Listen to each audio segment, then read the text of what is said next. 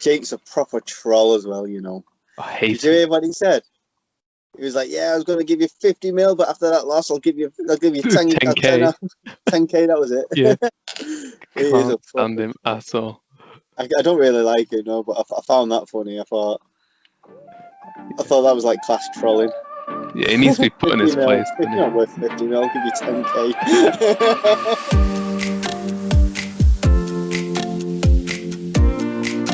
Hey, now we're on there. Now we're live. Straight away you were frozen then as well. Great start. Right. So, how are you doing? I was reading something. I mean, something came up and I was just reading it, and that's why I went all weird. How are you doing? Yeah, not too bad. Obviously, been a fortnight now since the last one. How have you coped with all the fame? Mate, I can't handle it, honestly. Like, non-stop DMs and private messages, all three of them. How many dirty panties have you been sent? You're a wrongin'. You're a wrongin'. Well, it all me. I've had daughters, mothers, and grandmas. Feel sorry for the wife. Not saying nothing. Right. What is the agenda today? Because we didn't really. Well, you seen the Overeem fight, didn't you? Which? Let's talk UFC. Sees it first. Those two trees in the octagon. They were huge. You see him? What, 6'7", 6'4"? They were taller than the box. So let's talk about. Let's mention the names of who was fighting. Alistair Overeem, a legend in the game, versus an up-and-comer. I think he's Alexander Volkov. Something like that. See, a prime Overeem, I reckon, would have beat him, and I even picked Overeem to beat him, even though he was like past his prime. But what I'd like to do is I'd like to see Overeem retire now. Do you not want him to have a comeback, or do you think he's past it? I think he's past it. I think he's missed it. I think he's gone on. He's just sent his career on too long. He's such a. If you've seen him in his prime, he was demolishing people. Do you know what I mean? He beat Brock Lesnar. You know, the UFC, the WWF star that came to the UFC. He beat him. He's a good fighter. It's just sad, you know, when you follow someone for so long, and then they start declining. It's like, no, my hero is getting old, and then you like realize, oh shit, so am I. That's literally how I've been feeling about McGregor recently. He's nowhere near his, like, you know, he's not exactly past it, but like the past couple of times I've seen him fight, like Khabib when he lost, and then when he went out again. And obviously in the last podcast, I was saying it's going to be first round, you know, he's going to batter him and be done with it. And then you watch it doesn't happen, you're just like, oh, what's going on? Well, that was an interesting fight, what we've got to, which we should review. See, the thing with Conor, I don't think he took the fight seriously against Poirier. I think he was so focused on his boxing, so he mainly trained boxing. So we had this like boxing stance where he's like heavy on the front leg, and Dustin seen that, belted him in them front legs. Yeah, and that's what Conor puts it down to losing by, mainly them calf kicks.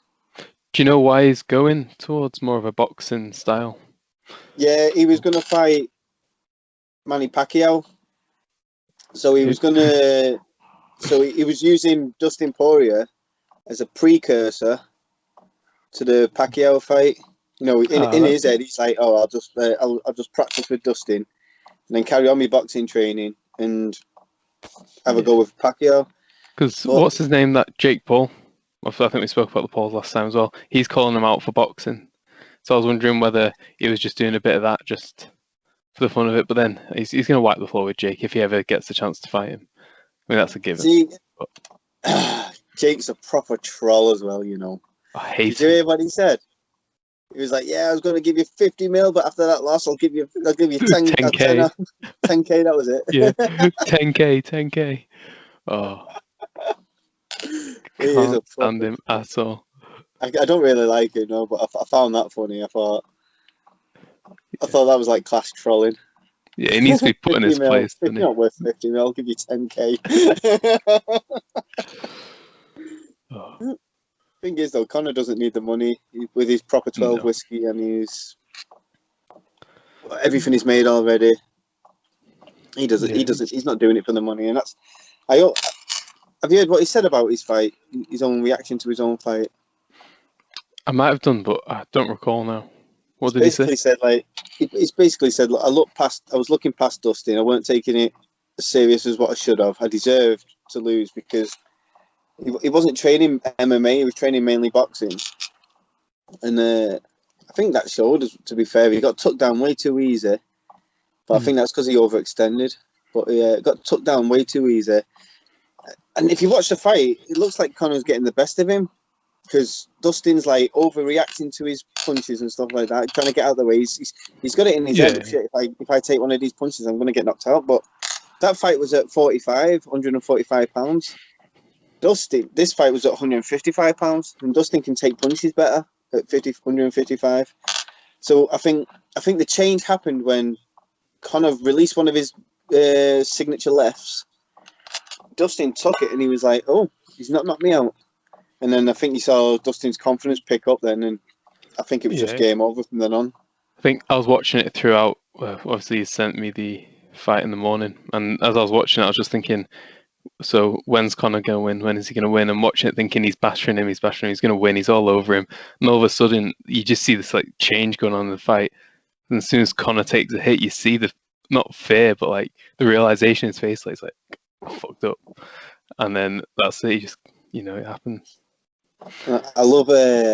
You can't look past a guy like Dustin. He's the second. He's number one now, but he was the number two guy when Khabib was about in that division. You can't just like look past him and think, "Oh, I'm aiming for Pacquiao." Yeah. So I'd like to see the rematch if Conor thinks he can take it seriously, MMA style, and Pull it back, yeah. it's one apiece now as well, so it'll be a good trilogy. Yeah, I think he kind of needs to as well, doesn't he? He needs to restore his name a bit because it's going down as well. I think he needs to. If I was Conor, I'd have a trilogy match with Nate Diaz because they're one apiece. Get his training in the meantime. Getting his training in, I feel like Dustin should go and fight for a title. Really, whatever he fights next should be a title. Yeah, he needs to follow it up, doesn't he? 100%. And especially Khabib, not having a title with retiring. Sorry. So Conor, I feel like Conor should go and fight Nate Diaz because they're both like had a lot of time off. I know Conor's just lost and been in, but before that he only like he said he's got ring rust. He fought 40 seconds in 2020. Nate's not fought for a long while since that Masvidal fight. So I feel like they both had a lot of time off. It's a good time to do it now. It's going to bring in a huge crowd. People are going to watch it because it's obviously the trilogy, and they want to see who's going to win the last one. And then probably go for Dustin. Dustin will be the champion then as well, so you can make that champion fight. And beating Nate Diaz in such a big match, that'll put him right up there again for a championship fight. Definitely makes sense. Jumping back a bit, I was going to say jumping back a bit to that, what was it, Overeem and Volkov fight? Yeah. What do you think of that fighting compared to, like, for their sizes compared to the likes of like a McGregor fight? What's your opinion on, like, do you enjoy it more or less? Because I'm not gonna lie, I didn't find it as fun because it's a lot, because they're so powerful, they have to avoid each other. There's no, it's once they're in, it's kind of game over. So there's a lot of dancing around, and I don't really like watching heavyweights. No, is that because you're half the size? Half the size one of those legs. I just don't find it an interesting match. And that 155 division, that's stacked.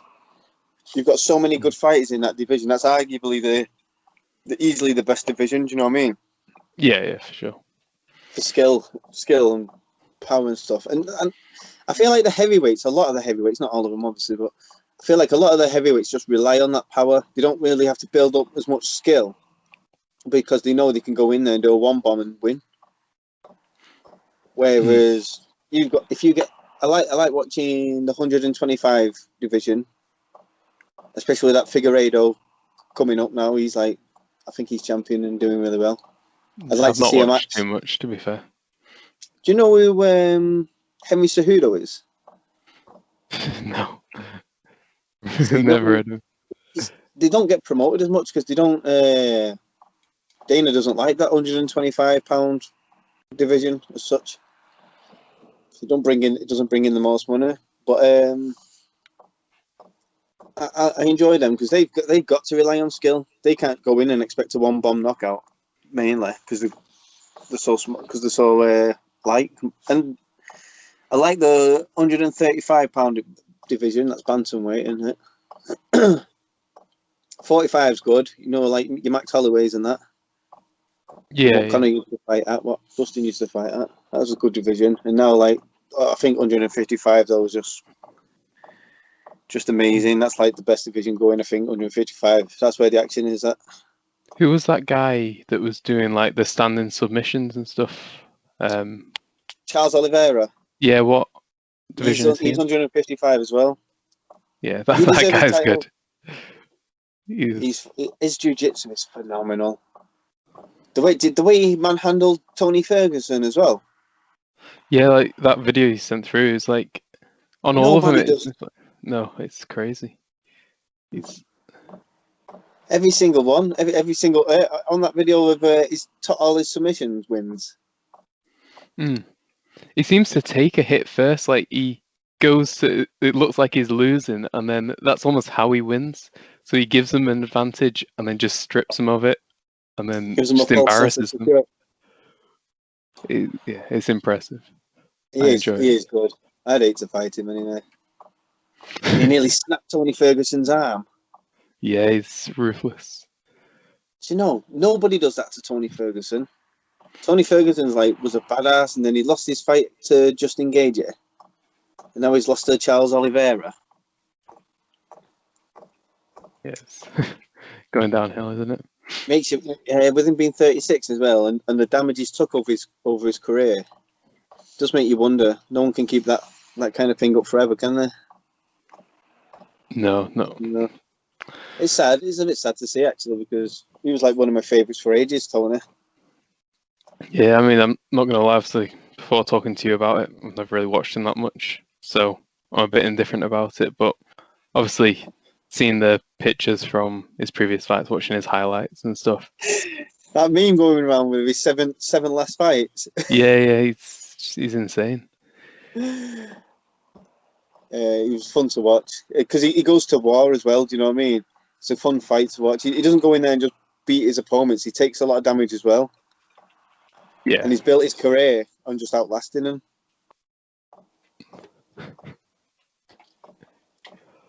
So, I'm sad to Khabib retired, but he's done a legendary thing and retired on top. Yeah, I think, what was it? As I was saying last time, it was in his dad's honour, wasn't it, or something like that? Well, in respect to his mum or something. Oh, okay. Promised his mum he wasn't going to fight again. Do you think he'll come back? No, I don't. I was thinking he was going to, but I can't see him coming back. No. Yeah, it'd be wise to finish on top because he's got nothing to lose, and there's nothing really to gain. Like if he comes back and he wins, it's like okay, yeah, he's on top still. But then if he comes back and loses, he just loses that sort of title of being the best fighter of his time. Well, yeah. He's got no. I don't think anything's going to motivate him to come back either. Because don't forget, by coming back, he's going to be going against the word that he promised to his mum. Yeah. And But he also promised his dad that 30-0. Do you know what I mean? He's going to have 30 fights and also stopping at 29. It does make you wonder if he's going to come back for that last one. Yeah, maybe with his mum's blessing. But he's never. He wasn't even challenged in there. No, he was in arguably the toughest division going, and he lost one round to Conor McGregor in his fight, and then he lost. And this is stupid, really. The judges gave Justin Gaethje the first round. Did you watch that Justin Gaethje match against Khabib, where he did a triangle? He finished him by triangle his last fight. I think I might have watched it. Sure, I would have sent it. Yeah, you will done. You sent me a lot. You sent me a lot of shit. But he could have. Just how you can't say Justin Gaethje won that first round. He was nearly submitted at the end. If that round was another 30 seconds longer, Gaethje would have been out. Would have lost that round. It was only saved by the bell. So the fact that a judge watched that round and said, "Oh no, that goes to Justin," it just makes you wonder. The mind boggles. Yeah, I can imagine. So, what do you think of my new jumper? What are we believing? Believing that you can take it from where? Yeah. No. About this.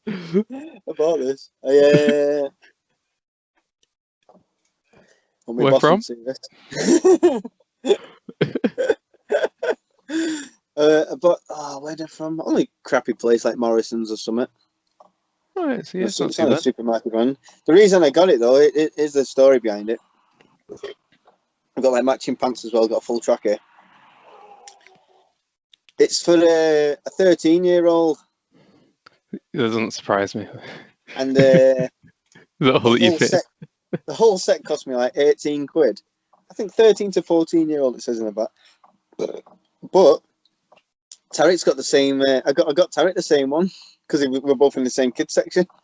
I can't believe you're like still in kids' clothes at your age. So me and Tarek have been rocking the same trackie all day. Father son outings, it's good. It's even got that bit for your thumb. I swear I've got a jacket just like that. Obviously not a Believe one that's 13 to 14, but the ones that hook over on the thumb, they're good.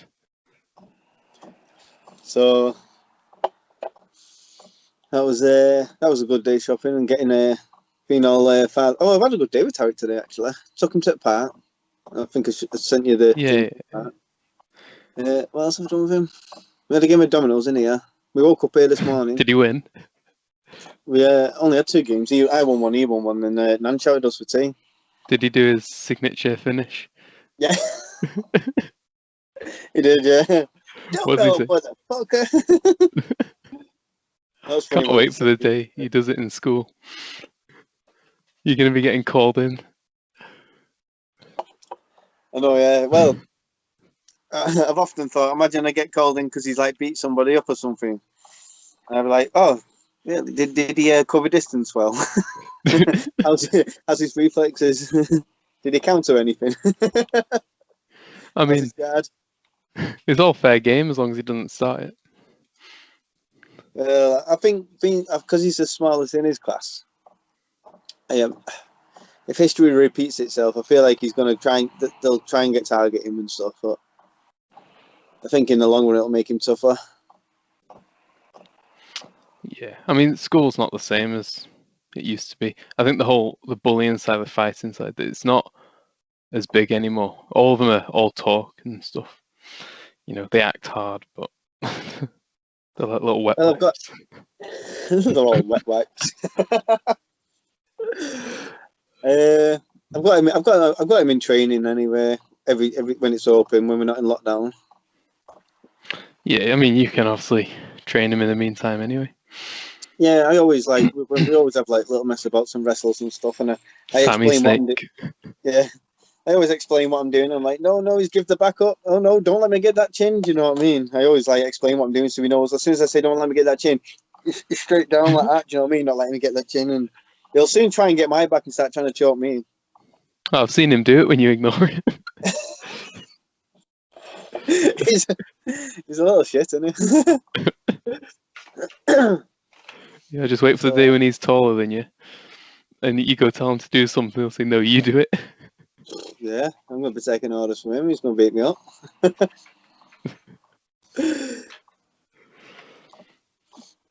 You know what we need? We need to get a guest on. Who? Can you do it three-way on this? Yeah, I mean, I think I don't know how it would work for the recording side. We've never done it, so we'd have to just give it a go. Who you've got in mind? No one in particular. Bit of Well, hip-hop. I don't know if he's one. He's a bit. Yeah, we'd have to talk hip hop. We'd have to talk about Eminem. Have you heard Eminem's new album? You've asked me like 1,000,000 times. And you keep saying no. No, I keep saying yeah. Oh, right, okay. I listen to Eminem. I don't know if I've heard his whole album, like the new one, just because.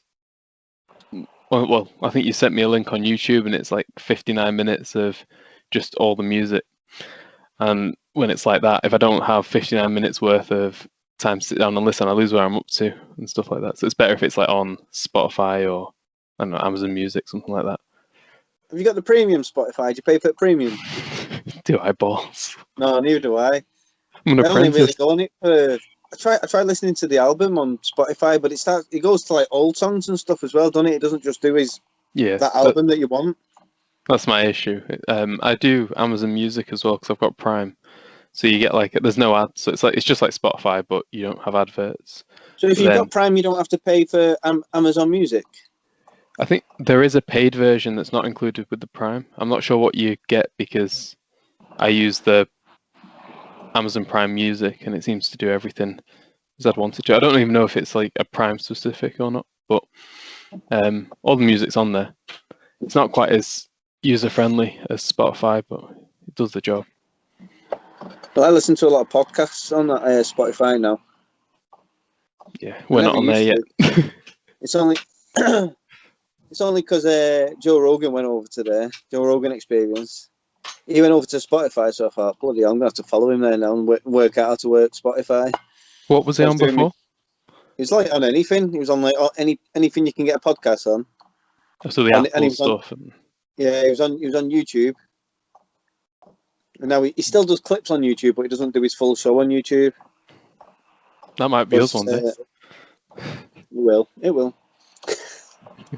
I mean, to be fair, I'm surprised we're here for a second one. Didn't know if I was going to be up for it or not, but you know, you whittled me down. Yeah, after 2 weeks of mithering. I would have done it last week. Something came up. I can't remember what now. You had your nephew, didn't you? Yeah. You didn't want to wake him up. Yeah, that's the issue. Like even now, the only reason that I was able to do this now is because my parents just went out, so it's like house myself. Don't have to worry about people shouting me and stuff like that. So yeah, when I get my own place, I can do it whenever. You get yourself a camper. Oh, I've already got 2 vehicles. Do not need a third. Well, get rid of your 2 vehicles and then buy a camper. Then you only have the cost of 1 vehicle, plus you'll have somewhere to live, your own place.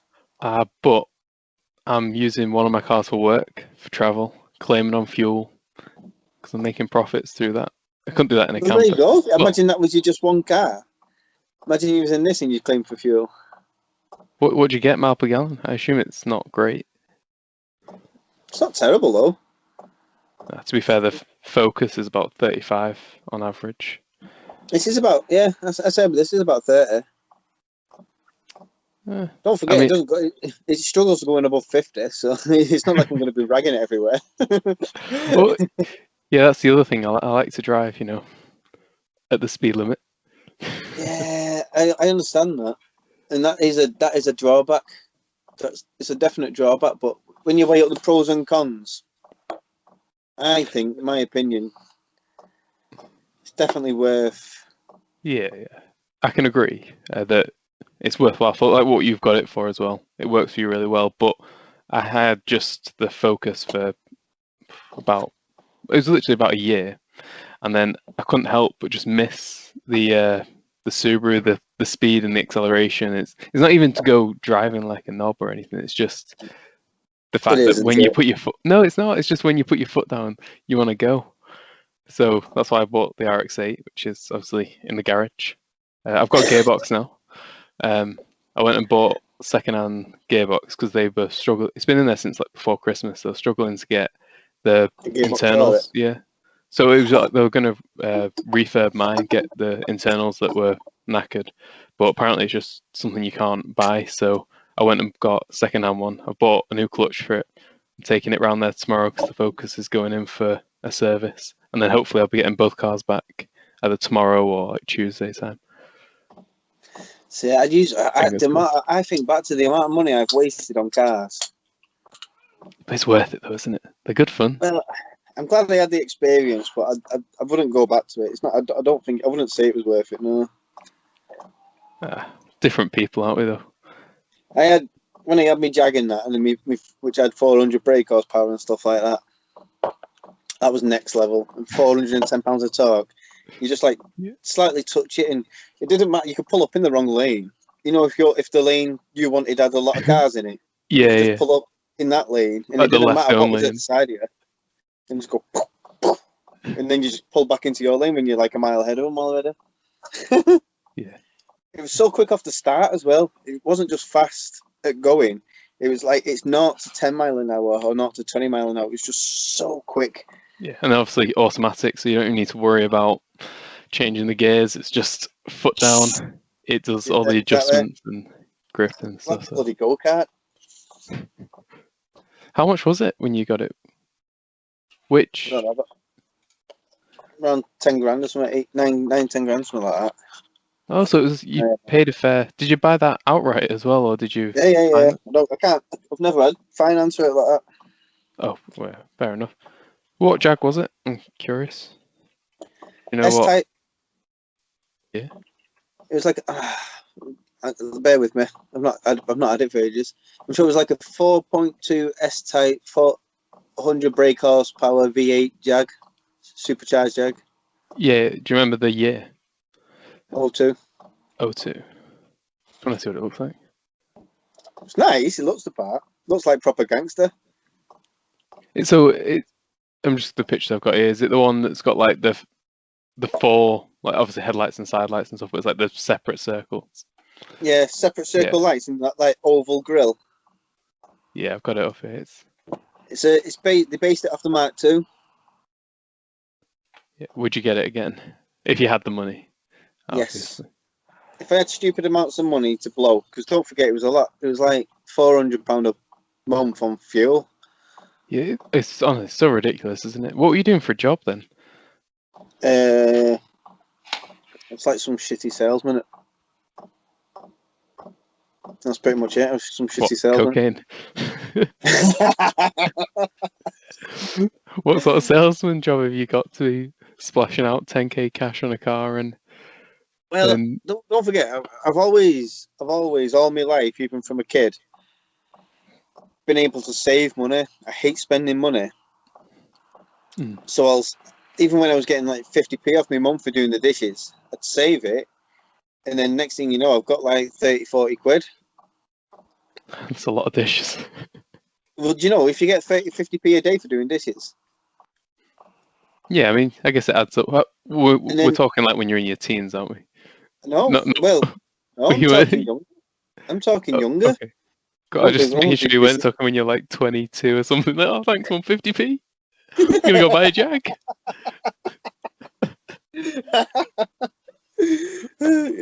I don't get paid to wash up. I'm 23. Yeah, no, I don't get paid to wash up now, like. But yeah, when I was like, I don't know. I'm talking young though. I'm talking like 8, 9, 10, something like that. Yeah. And it started because I was going on a holiday somewhere, and my family wanted to give me money to save up, so I started saving up. And the next thing you know, I had all this money for a holiday, and I was like, wow. And I think it's that what ingrained me to save. Like even when I didn't have a job and I was on the dole, I was still saving up like £10 a week or whatever it was. I was still saving, plus I was on like some weird scheme or something where I got like my bus pass paid for and stuff as well, so that was a bit of a help. This was before I could drive.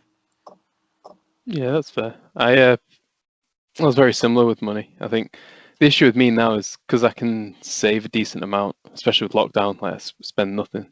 And then, well, I got maybe 5k saved, and I'm looking to move out when I get about 6. But then I just saw. Why 6? Why 6 the magic number? Why 6? Okay. It's a funny. For every year as you tell me this. Okay, so. I had a week before we turned on as well. Got a tiny bladder. Child's bladder, probably a 13 to 14-year-old. Proper midget bladder, I'm telling you. But yeah, so 6k is the magic number because on average for a mortgage, I'd say in a couple you need about 12k. 10k is a deposit, 2k for all the fees and stuff like that. It's just like the number that gets thrown about. So I'm thinking if I get my half for it, because I'm single at the minute, for any ladies listening. Fellas. Well, swiftly moving on. No, I think like I've got 6k saved, then I can just start renting. I can get out the house, and I don't really need to worry about it. And then when the day comes where I'm looking to actually move out and get a mortgage and stuff, I've got my pot ready. And it means that I don't have to save all the way to like 12k on my own, because that means I'm here longer and I just want to get out. I want to move out. So you're saying when you get a partner or something, they're going to cough up the next 6k? Well, yeah, like when you get a partner and you're both looking to move out, you save up a similar amount together. You don't have to be exactly half and half if you're in a relationship, but if I've got money there, I don't have to. They're not going to be waiting on me, and I can always put more towards it, that sort of thing. I'm just thinking I just want to be set, because I know when I move out, I'll be putting away very little, because, like I said before, I'm an apprentice. I don't get paid a lot. So I'm not going to, if I'm renting and buying my own food and all that stuff, or bills, I'm going to be, my wage is going to be paying basically to the penny for what my salary is. So I'll be putting away next to nothing. And what we used to do when I didn't work, obviously, I'll give a little background for people for our millions of viewers. I'll give a little quick background. What I do is I save up money, and then I have a year off, don't I? Or longer, until I have to go back to work.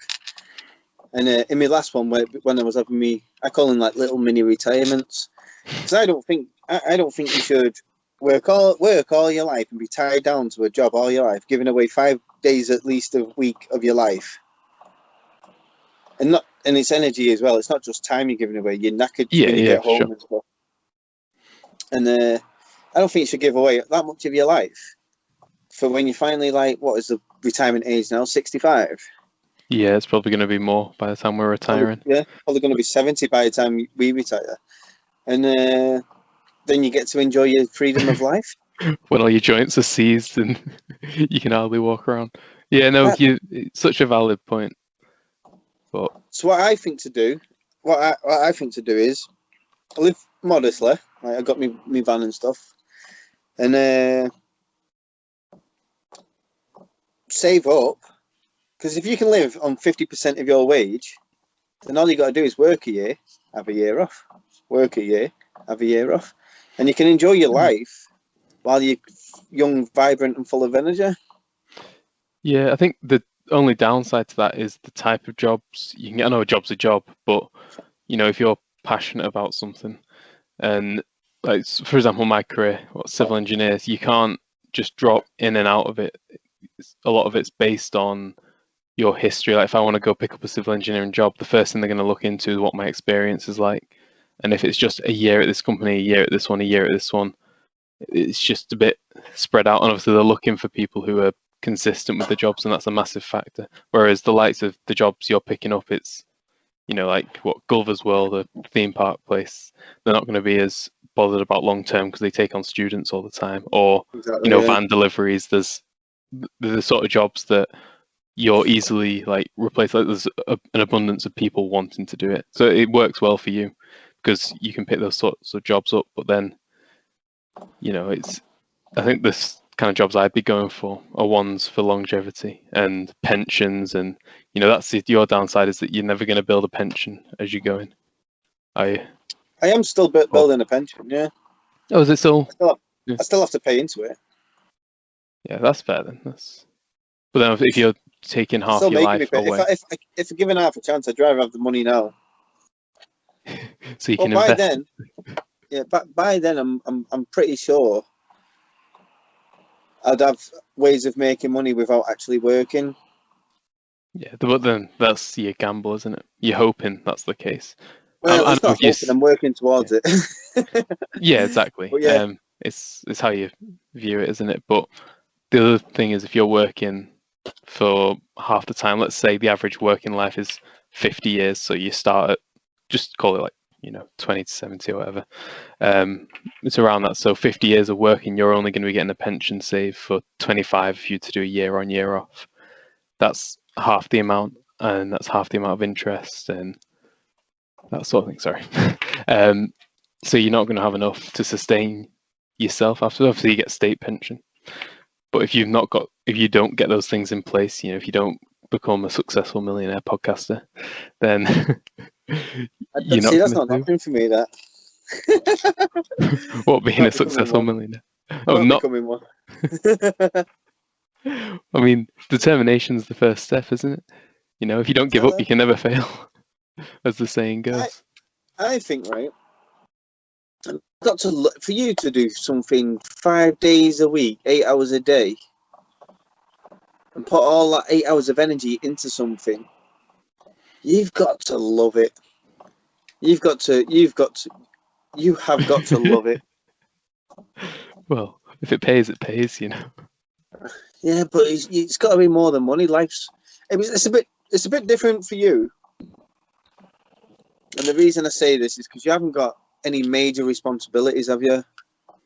Oh, I've got to brush my own teeth, you know. No, I've not.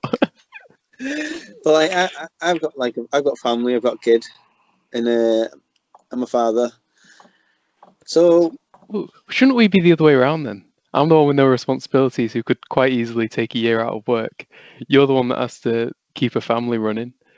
You know, you're the one. You know, you're the one that should be looking for security in a job, and we're the wrong way around.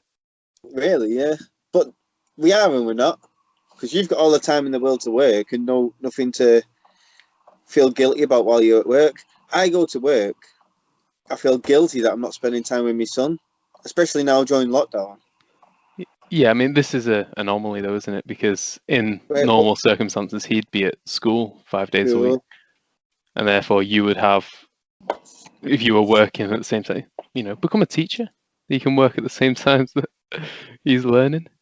Yeah, I could do, yeah. But no, you could. Holidays, and then I'll have the holidays he's got as well. Yeah. Days off. You might need a little degree for that though, or A levels. Oh, well, yeah. Become a PE teacher. You can just teach martial arts there. I can't just go in, can I? Well, I think that's going to be an ultimate goal as well, to be fair. Martial arts school.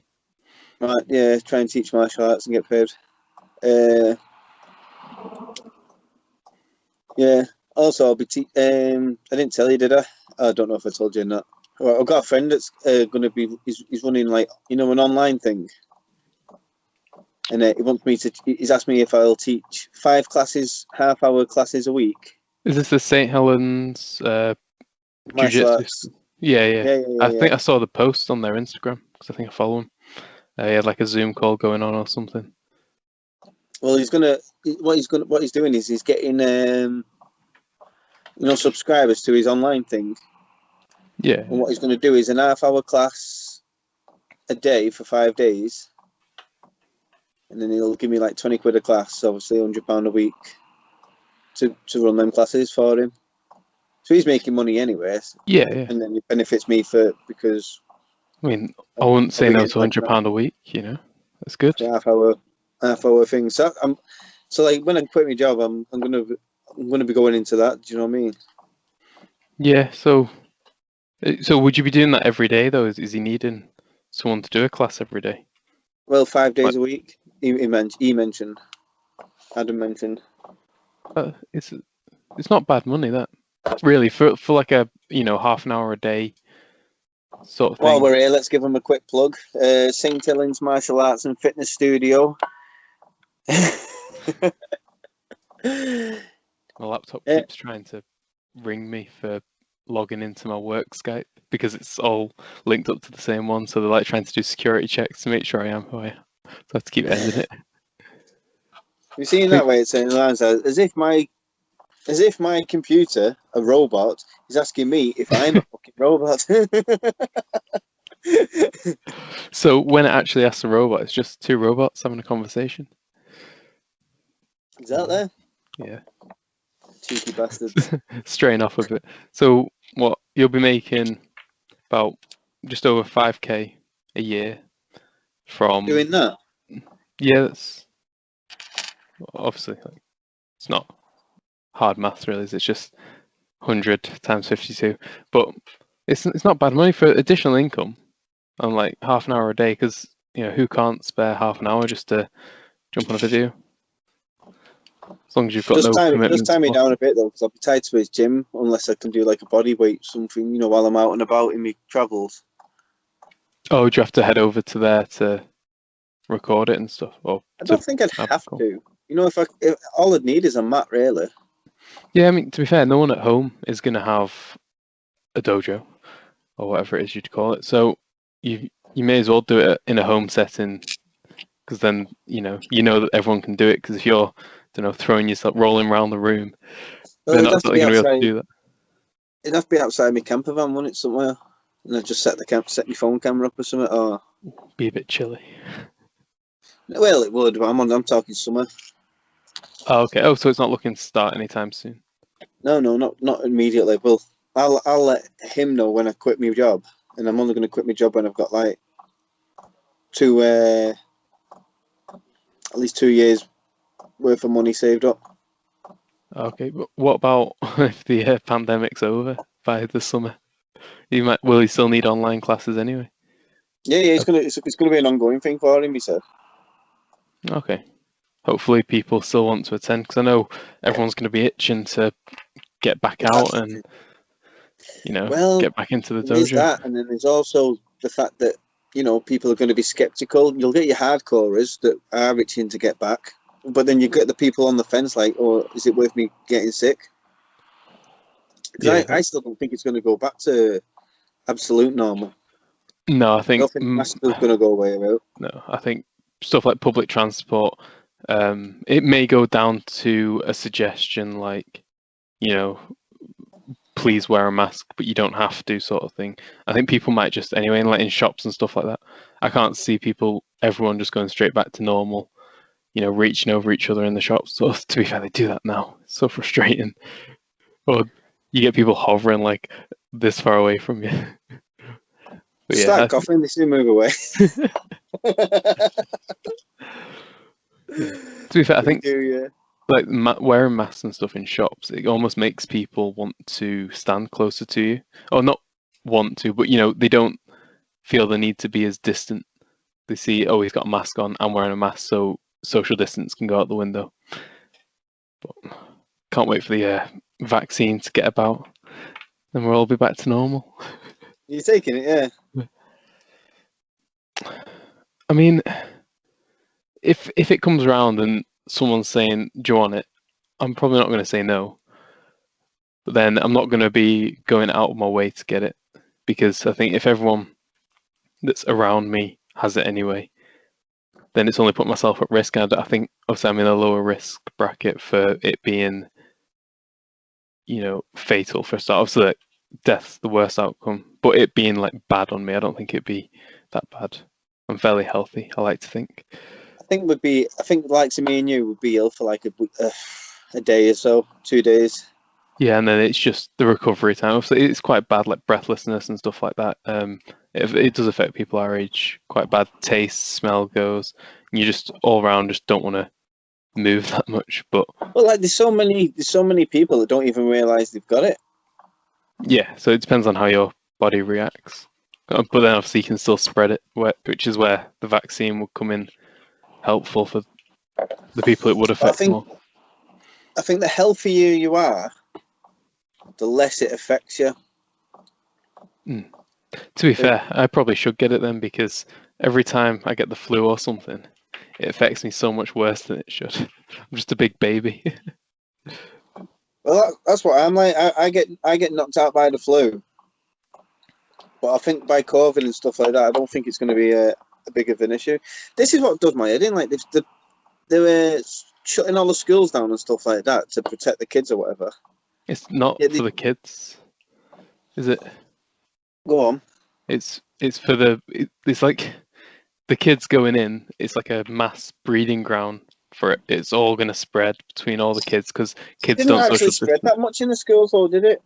I mean, there was cases, but they weren't. No, but it's not. It's like if it goes up and kids start having it and passing it about, it may not affect them, but it's the fact that they'll be taking it home and it'll spread like wildfire through a school. So if a few kids have it, the whole school's going to end up with it. It's like lice when they get it in the hair, nits and all that. If one goes in school with that, they all go home with it, because they're just all over each other. So it's when they go home to their grandparents after, or the parents who might not be of the best health. Well, yeah, that's why I'm saying, like, for like, especially like for Tariq, who goes to see his nan a lot. Yeah, that could be a problem. That could be a potential problem. But if you got like your kids coming home to like two healthy parents that are below 50, then they're not going to get. Even the parents aren't going to get ill, and then they'll catch it, develop the antibodies, and then they'll be immune from it anyway, and not need the jab. Yeah, I think like, at least 6 months. Yeah, it's like 5 months, I think. But the other thing is, like, that's all well and good to say, but it's about standardizing the rules, and imagine how difficult it's going to be to enforce those rules. Bearing in mind, the rules aren't that difficult at the minute, yet people struggle to understand what's going on. People are like, oh, I don't understand whether I can go out and stuff like that. If you start giving people like specific things, like if you are aged 14 below and have kids between this age bracket, they can go to school, and then you start throwing in other curveballs and stuff, and there's too many technicalities for the nation to understand, and they just won't. See, I think you should just leave it down to the people to make their own decisions.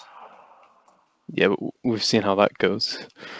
Like, after the first lockdown, everyone was out on beaches and all that stuff, like, straight away, and it was like they 9 times out of 10 they're healthy. I think if you're unhealthy, then yeah, you should isolate. I shouldn't have to. Me, as a healthy person, shouldn't have to isolate, because the unhealthy, when it wouldn't affect me, unhealthy people should isolate. Yeah, I do agree to an extent. I think that the issue with it is, it's not really affecting me, because I'm still going to work and stuff like that. I've still got to work through this lockdown because of my job. Yeah. But in fact, I'm like the only weirdo who got a job during lockdown. But so many people that want to work, and they run their own business. If they don't work, they don't get paid, and they're being forced to lose their job, lose their income. And I think it's harder. Furlough's not as clear cut when it's your own business sort of stuff. No, I think so many businesses have closed down. So many people have, like, their whole life has been like in the restaurant industry or something like that, yeah. And they've lost their whole life of work and what they worked up to, through something that's entirely not their fault. Yeah, no, it's very true. But then this, I mean, being harsh, it all boils down to, the sort of job that they've got comes with that sort of risk. I think my parents like knocking on the floor to try and get me to respond. No, not shut up, to talk to them. No, I think I'm alright. It'll be fine. Just start stamping down. Shouting back. Shout, go to your door and be like, I'm on the telly!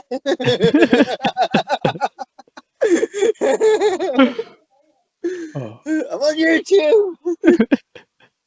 At least we're not live, eh? We've got fucking millions of people watching this! That's what I said to wife and kid. I turned around and was like, listen, I'm going to be out, I'm going to do a podcast. I want no distractions for at least an hour. I'm going to millions of people are going to be watching this. You know what I mean? I can't have me. I mean, some might pop on one time every now and then. Like, best not. Bloody. I'm joking. He's all right. Yeah, no. How long have we been going for, actually? 50. We're doing quite well. Like, we can make this a 2-hour podcast. are you mad? My leg is killing me at the minute. I'm getting to that point now where I'm like fidgeting around and stuff. Oh yeah, you struggle sitting down, don't you? Because of your sciatica, slip disc. Sciatica. Well, yeah, that too. Can be sore sometimes. No, I've got my MRI on the 20th, so spell that. TF. No, I don't know, mate. What's it stand for? That's a genuine question. Yeah, no, that's genuine. I don't know. I'm sure the R is like radiology or something. I don't know. I'll give it a Google. MRI, microradiology, infection, magnetic resonance imaging. Oh, that makes sense. Does it? Upon reflection, that makes sense. Yeah, because they put you in. Yeah. They scan it, don't they? And they see it on the screen.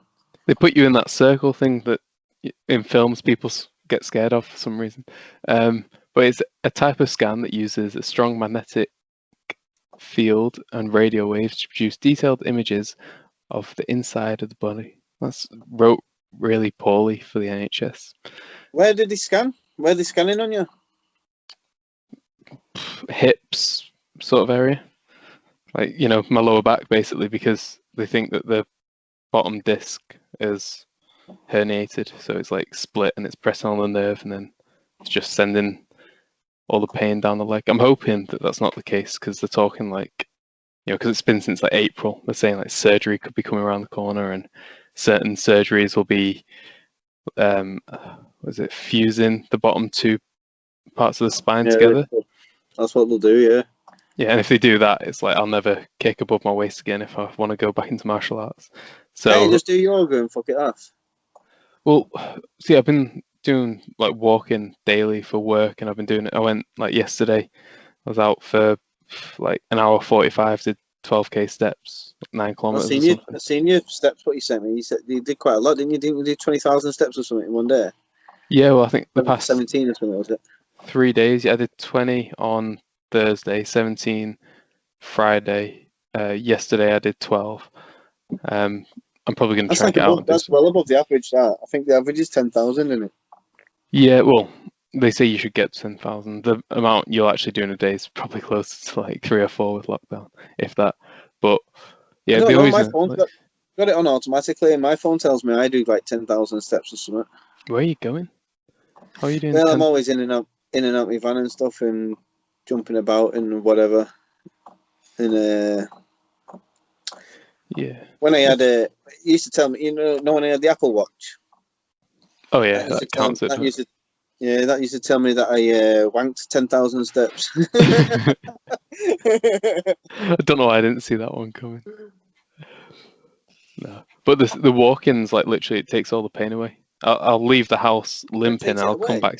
Yeah, that's why I'm doing it so much. Is because I'll be at the point where I'm like struggling to walk up and down the stairs. I'll just go out the house, shove my headphones in, Eminem, whatever it is, and then yeah, after about 5 minutes of walking, it's all loose and it's better. So they're telling me, the chiro, they're just telling me to do as much walking as I can. So can't you just? I was going to say, can't you just warm yourself up and then the pain goes away? I get that, you know. Oh, it's not quite like that, because even though I'm warm, I still can't reach my shoes to tie my laces and stuff like that without difficulty. You know, I have to like lean forwards, tie it within like 2 or 3 seconds, and sit back. And if I don't do it in that time, I have to like take a few attempts. I look a bit stupid, really. 23, I can barely touch my toes. Do you know? See, my back went the other month actually. Where to? I messed up at work throwing bloody bags. and it's not been right since. To be fair, like even still now, it's turning over in bed. Where there's blame, there's a claim. Imagine how many years I could have off with a decent player. Well, Especially if I can't work again because of me. I mean, you know, obviously you work for a clothes charity bank thing, so it'd be a bit harsh to be putting a claim on them. But there are manual handling legislations in place to protect workers who have to lift. And if there wasn't something in place for like telling you the max you should be picking up is X amount and stuff, then there is ways you could claim. It's not so much the weight. I can do the weight all day. I mean, the heaviest you lift is like a 20 kg bag, and I can just chuck that about with one arm. It's the awkward is, you know, as my van gets full. That's my van getting full. Yeah. I've got to like throw it up to the far corner at the back. Now you can imagine my midget ass doing it. You know what I mean? Yeah. You know, I've got a lot further to throw, so I've got to chuck a lot more power into it, and the more I do it, and then I've got to throw it as hard as I can to get it through because the bags are hitting the roof, and they're getting stuck between the bags that are built up and the roof. So I've got to throw it through hard enough so it goes, you know, to the back. And that's basically what happened. I just grabbed the bag and threw it, and I just felt something going me back, and that was it. I was writ off that day, and I've not been right since. Still, it's frustrating that because. Yeah, when it comes to your back as well, or like your neck, you know, I don't know if you ever got like the trap nerves in your neck where your head ends up like tilted. It's so frustrating because you know it's your own fault for doing something. Like you should have been picking those bags up properly using your legs. You should have been throwing them. Throwing them though. It was throwing them that was the problem. Yeah. I'm picking them up. I picked them up and carried them to the van. Fine. It was just like chucking them to the. It was like chucking them to the back that twatted it. You just gotta chill. Stop working so hard. Put your feet up. So, but like I say, I'm just gonna say I've got savings going on as it is. I've got a couple of more big things to buy though still, and like I told you, like I said, I've got the laptop coming and stuff like that. I might even invest in like an half decent camera. Yeah, I think I'm tempted to because watching back the first one, this laptop, I don't know how old it is. I got it off someone who was in the company before me, and you can tell like the camera is just, it's shocking quality. Your phone one was better. I was tempted to choose my phone today, but you know, I like using the headset because it'll make my voice a bit clearer. But yeah, I'm tempted to get a little. You got like a quieter voice to me. I don't mind talking loud. Yeah, I got a soft gay voice, and I honestly like watching it back when, you know, I did the editing and stuff just to see how it went. And I was listening to it, I was like cringing constantly, but because I had to listen to the whole hour basically twice because I'm cutting it right and stuff like that. So I got used to it in the end. On this one? I mean, I may as well. It's good fun. We can do it when I can't sleep. But what would we call this one? We need like a little clickbaity title like we did on last one.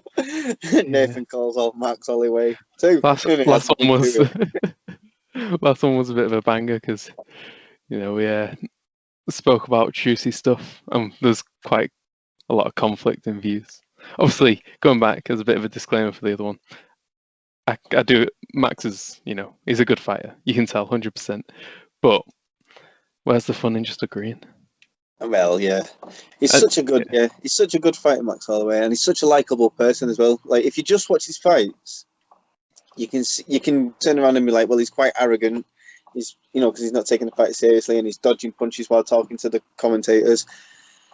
But if you see him out the ring as well, he's such a nice person. Like, you know, he's not got any animosity to his opponent or anything like that.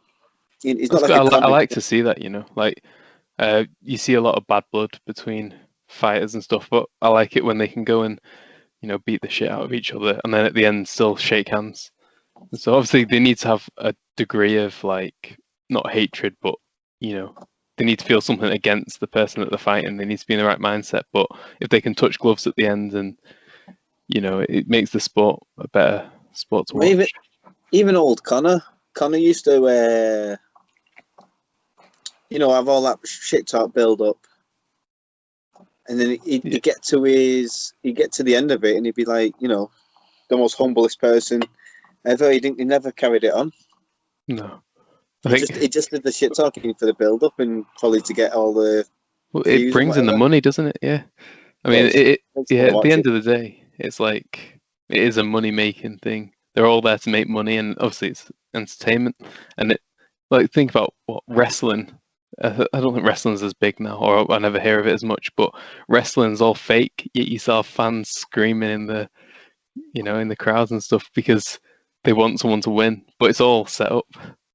I heard they might be going bust. WWF or WWE. It was one of the two. It used to be F. I think it's E now, or the other way around. It used to be, definitely used to be F Federation, but now it's E Entertainment. That makes World sense. Wrestling Entertainment. Yeah. I think at this stage everybody knows it's fake. I don't think it was meant to be. Do you think they were trying to deceive people into it not being fake originally? Yeah, no, I wouldn't say deceive, but I think there was a lot of people that thought it was real back in the day. Just because they were dense. But I think you can't think it's real though, because you compare it to the likes of MMA where it's obviously real, and then you've got people, jumping off the top rope and then slam the elbow down, and they're both rolling on the floor in pain. Well, Ronda Rousey, do you know her? She's from the UFC, and then she was like the best female champion, and then until she got beaten. And like, she was like the best. She's the one that she made the women's division what it is. Do you know what I mean? The women that are in MMA today owe it to Ronda Rousey because she's the one that popularized it. Dana White didn't even want a women's division, and then she became like the head. She became like one of the main draws to get their eyes onto MMA, onto UFC. But she turned around and said, "Of course, wrestling's fake."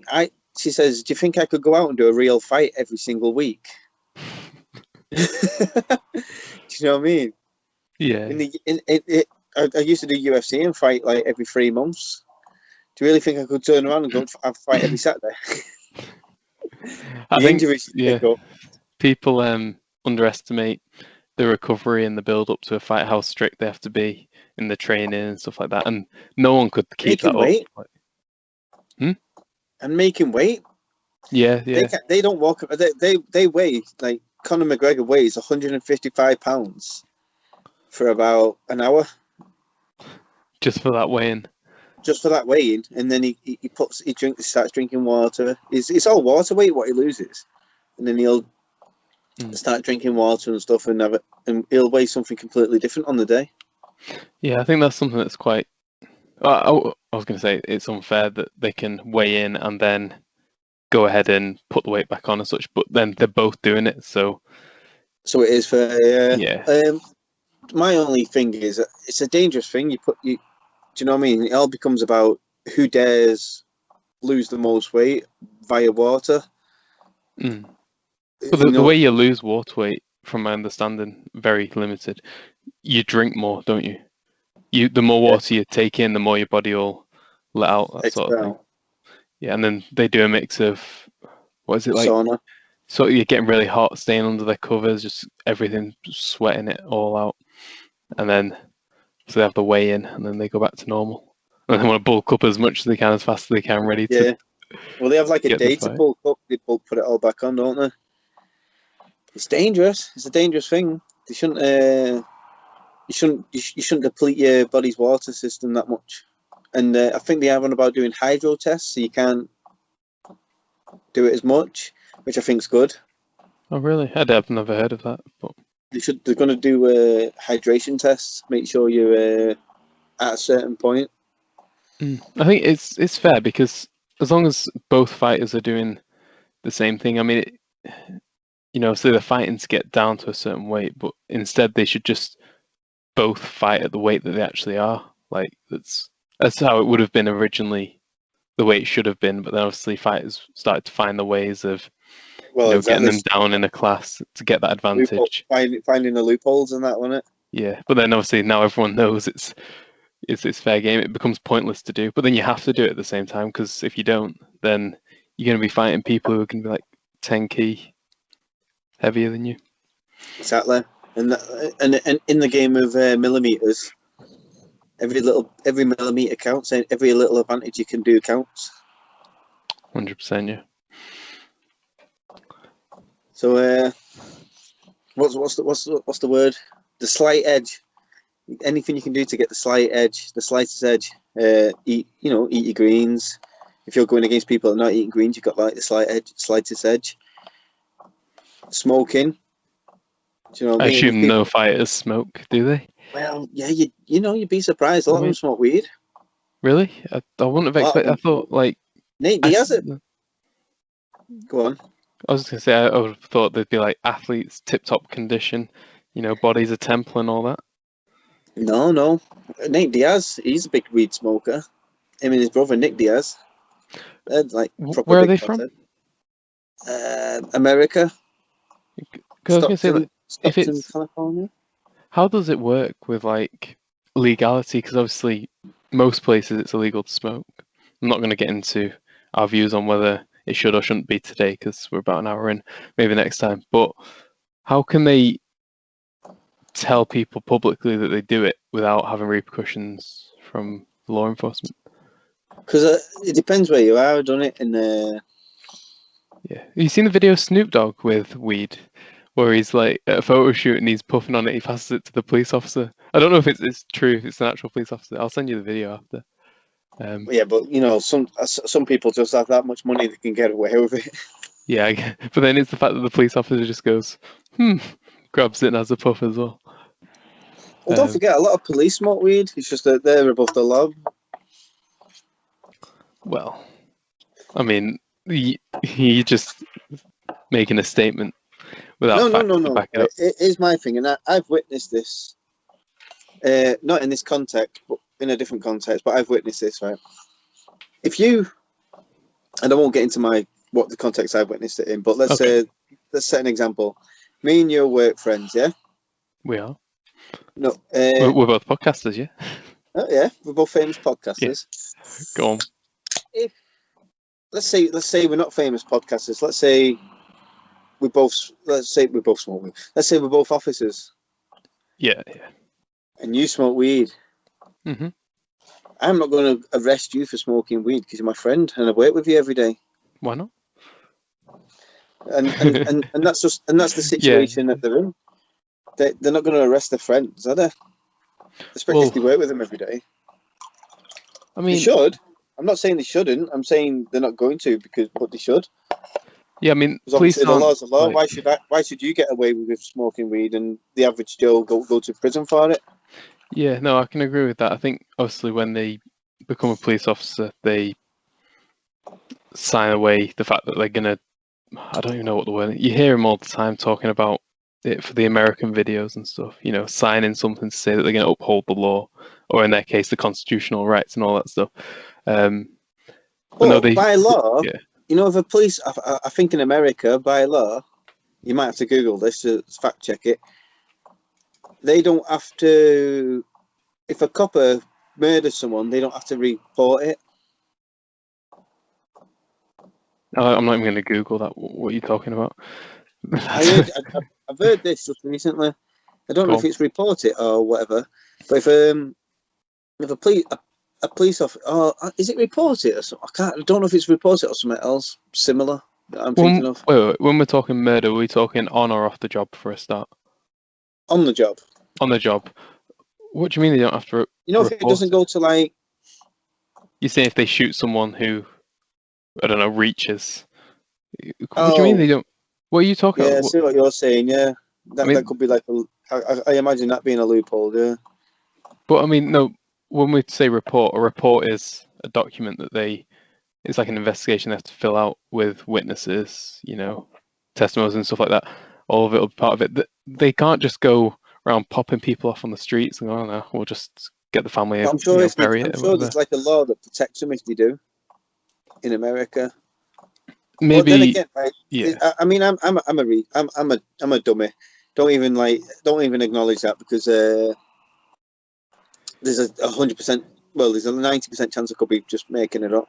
I think what you might be thinking of is maybe if a police officer shoots someone, we'll sit with the reaching. If someone reaches down and it looks like they're reaching for a gun and they get shot by the police officer, there might be things in place to protect him for if he wasn't actually, if there wasn't a gun there, all of a sudden that's just murder. But there should be something in place, because if at the end of the day, police officers doing their job, and if he's saying keep your hands where I can see them, and they're fidgeting around, yeah, at the end of the day, this police officer still has a family potentially to go home to, and you've got that split decision to make, haven't they? I can understand that, actually. I mean, think if you were a police officer, I'm not the biggest fan of the police, as you well know. No, definitely. But if you were a police officer, what you've just said, I can see that from the police's view, and I agree with them. Yeah, if they've got like a split decision to make, haven't they? Life or death. Yeah. Sink or swim, you've got to think to win. Exactly, that's a nice saying. You know, as horrible as it is, that's the job they're undertaking. I got that off Ice Cube, by the way. I didn't mean that. I didn't think you did. You're witty at times, but you know, that one's a little too good. I come up with a good one every now and then. Yeah. Right, I think we should call this one here, not because, you know, I'm getting bored of you or anything, but your signal keeps dropping out, you keep freezing. I don't know if the recording's going to be the same. Picking that up. Yeah, your voice is fine, but your picture just keeps freezing on my end. Every now and then I just like busting the robot. Oh, is it? You just freeze them on the spot?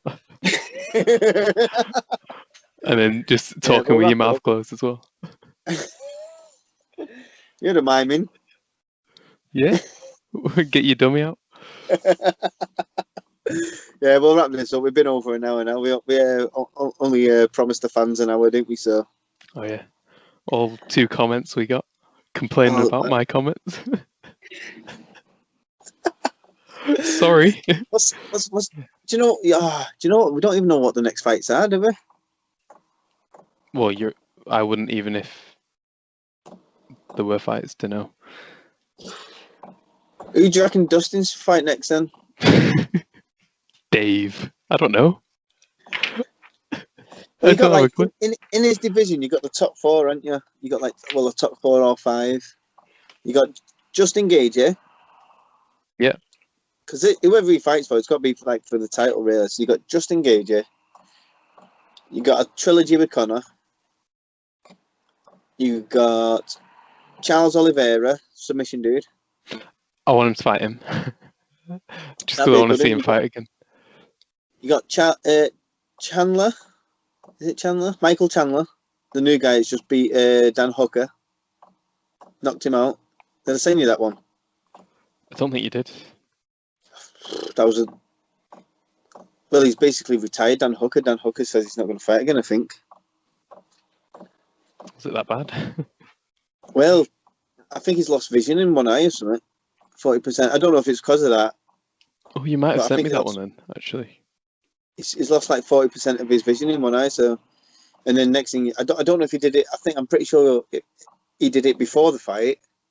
He had that damage before the fight. Went into that fight with 40% vision and then got knocked out. And then I was like saying like, well, it's not really worth it. I got a family. I want to carry on seeing grow up. Yeah, well, that is, yeah, it's fair.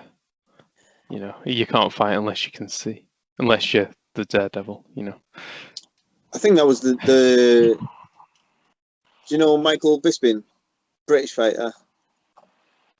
He's like one of my favourite fighters before he retired, actually, and I still love him to death now. Like I watch his podcasts all the time, and he lost an eye, and he carried on fighting with one eye. Was he still just as good? No.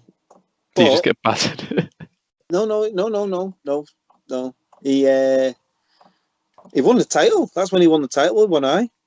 Gee. He won Fair play. You know, honestly, this guy's like tough as fuck.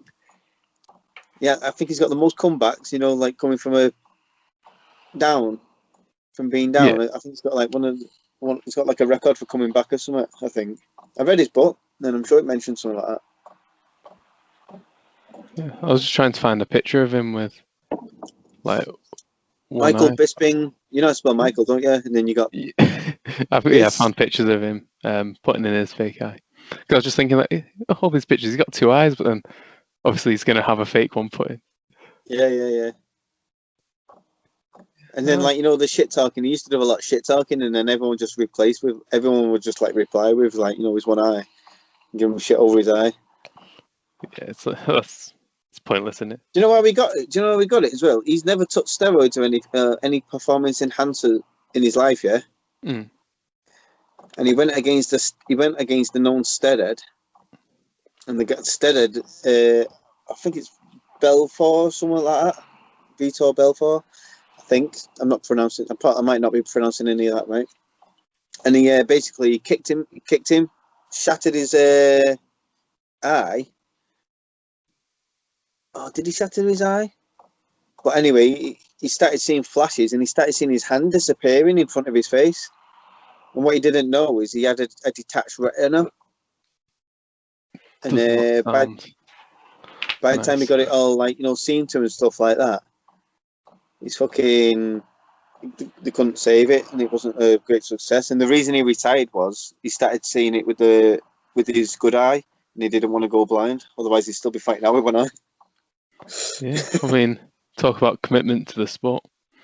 This guy was a badass, but he was doing it for his family. He didn't have nothing going for him. He'd been to prison, and got out, and he was like, he wanted to make something. He went to prison while his missus was pregnant as well.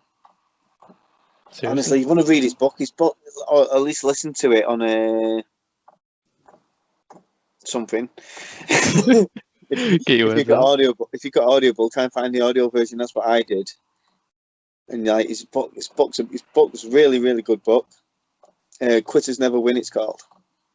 And it's like really good. I've listened to it twice, and like parts of it the third time. Might give that a listen, actually. Bit of inspiration, No, fair enough. What was it? Yeah, but then he started seeing his good eye going in, and he thought, you know what, I'm just going to quit. But that's why he was doing it all for his family. And, like he tried to do, professional boxing and go in the army and stuff. But even because he had a criminal record, the army wouldn't accept him. And then he just like, this UFC started becoming bigger. So he started fighting at UFC, in MMA. Because he was like starching people in like Cage Warriors and stuff like that. When he went, and the UFC like took him in, and then like he shows you his journey through the UFC. Oh, it's amazing book, really good book. I can't recommend it enough. Like for me to watch it, listen to it twice, even though I already know what happens. Yeah, that's fair. When something's that good, you can do it. No, I'll definitely give it a listen. Right, we're now on 20 minutes in. Shall we wrap it up? All right, yeah. So thanks everyone for listening. Thanks, millions and millions of fans. We love you. It's been a good catch up. Do I have to unrecord? Yeah. I guess I could stop it too. I don't know. But oh, hang on. Yeah, I've got the stop record button right here. Yeah. Well, before you press it, like, comment, subscribe. That's what they always say, isn't it? Yeah. If you like it, then like it. If you want to hear more of us, subscribe, and don't forget to hit that notification bell so you can hear when we bring new videos out every week. But you've been practicing that in the mirror? Yeah, in between wanking. Oh God, that's a nice way to finish up. Yeah. Yeah, it was actually. On my own face. And just like that, we're not PG anymore. Monetization off. All right. Peace.